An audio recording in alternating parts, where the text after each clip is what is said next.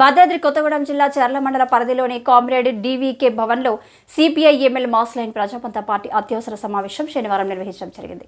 ఈ సమావేశంలో పాల్గొన్న పార్టీ భద్రాచలం డివిజన్ నాయకులు కొండా చరణ్ మాట్లాడుతూ చిన్న బడికి అన్యాయం చేసి పెద్ద బడికి న్యాయం చేస్తామనడం సరైంది కాదని, రిక్రూట్మెంట్ లేకుండా డిప్టేషన్లను షురూ చేయడం ప్రాథమిక బడి విద్యార్థులకు అన్యాయం చేయడమే అవుతుందని, డిప్టేషన్పై పంపిన ఉపాధ్యాయుల స్థానంలో ఖచ్చితంగా మరో ఉపాధ్యాయులను నియమించాలని అన్నారు.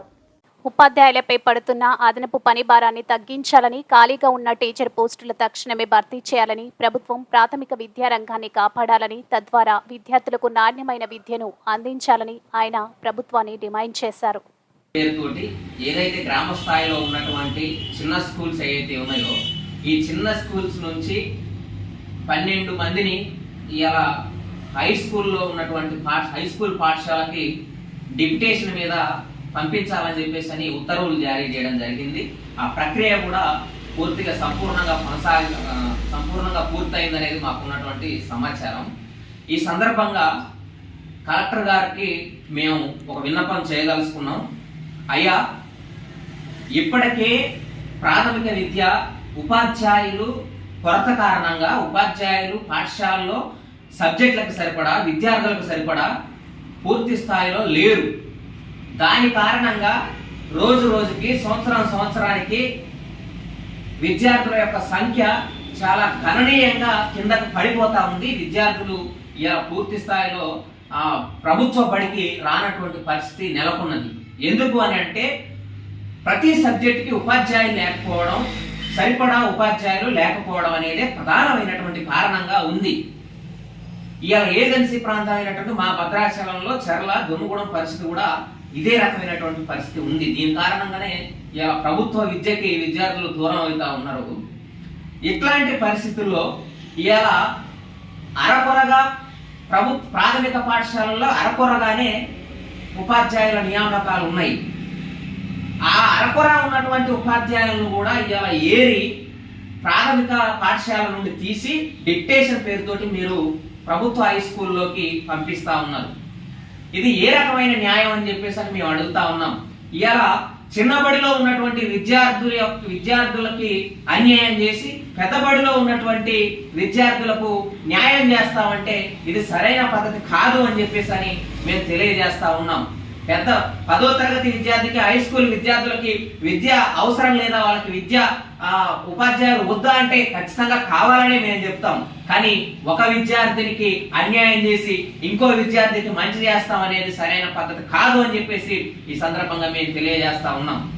ఖచ్చితంగా ఇలా ప్రాథమిక పాఠశాలలో ఉన్న ఉపాధ్యాయులను తీసి అటు వేస్తే మరి అక్కడ ఉన్నటువంటి విద్యార్థులు చదువు ఏం కావాలా, వాళ్ళకి చదువు ఎవరు చెప్పాలా అంటే వాడు చదువుకోకపోయినా పర్లేదనేది మీ ఉద్దేశం అని కూడా ఈ సందర్భంగా మేము ప్రశ్నిస్తా ఉన్నాం. ఖచ్చితంగా కలెక్టర్ గారు ఈ విషయం మీద పునరాలోచించాలా. ఖచ్చితంగా ప్రాథమిక పాఠశాలల్లో, అది యూపీఎస్ కానీ, అప్పర్ ప్రైమరీ స్కూల్ కానీ, 1 నుంచి 5, 7, 8 తరగతులు ఉన్నటువంటి పాఠశాలల్లో ఖచ్చితంగా మీరు ఏదైతే ఉపాధ్యాయుల్ని 10వ తరగతికి డిప్యుటేషన్ పంపించారో ఆ స్థానంలో ఖచ్చితంగా మిగిలిన ఎవరైతే తీసుకెళ్లారో వారిని రిక్రూట్ చేయాలి. ఖచ్చితంగా అట్లాగైతే ఇది న్యాయం అయిద్దని చెప్పేసి ఈ సందర్భంగా మేము చేస్తా ఉన్నాం. రిక్రూట్మెంట్ చేయకోకుండా ఉపాధ్యాయులను డిప్యుటేషన్ మీద వేరే స్కూల్కి పంపించవద్దని చెప్పేసి కూడా ఈ సందర్భంగా మేము ఖరాఖండిగా తెలియజేస్తా ఉన్నాం. కాబట్టి ఇప్పటికైనా ఖచ్చితంగా ఖాళీగా ఉన్నటువంటి ఉపాధ్యాయ పోస్టులను భర్తీ చేయాలని చెప్పేసి, ఏదైతే చిన్న పాఠశాల నుంచి హై స్కూల్ కి డిప్యుటేషన్ పంపించినటువంటి ఉపాధ్యాయుల్ని వెనక్కి రప్పించాలని, లేదా వాళ్ళ స్థానంలో ఖచ్చితంగా మరొక ఉపాధ్యాయుల్ని రిక్రూట్మెంట్ చేయాలని చెప్పేసి, ప్రాథమిక విద్యారంగాన్ని కాపాడాలని, నాశనం చేయొద్దని ఈ సందర్భంగా మేము తెలియజేస్తా ఉన్నాం. ఇదే పద్ధతిగా కొనసాగితే భవిష్యత్తులో కింద స్థాయిలో ఉన్నటువంటి, గ్రామ స్థాయిలో ఉన్నటువంటి బడి ఒకప్పుడు ఉండేదని చెప్పేసి మనం చెప్పుకోవాల్సినటువంటి పరిస్థితి ఏర్పడుతుందని చెప్పేసి, అట్లాంటి పరిస్థితి రానియొద్దని చెప్పేసి మేము కోరుకుంటా ఉన్నాం.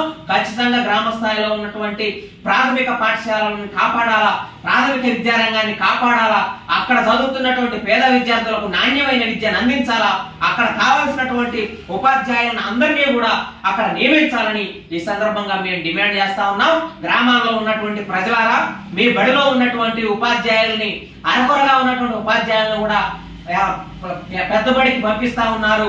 మీకు కావాల్సినటువంటి ఉపాధ్యాయుల్ని ఖచ్చితంగా నియమించాలని, ఉన్న ఉపాధ్యాయుల్ని ఎక్కడికి పోనివద్దని చెప్పేసి మీరు ఆ రకంగా ప్రభుత్వాన్ని ఒత్తిడి చేయాలని, అధికారులను ఒత్తిడి చేయాలని, మన పిల్లలకు నాణ్యమైన విద్యని సంపాదించు కోసం మీ వంతు కృషి చేయాలని కూడా ఈ సందర్భంగా మేము పిలుపునిస్తా ఉన్నాం.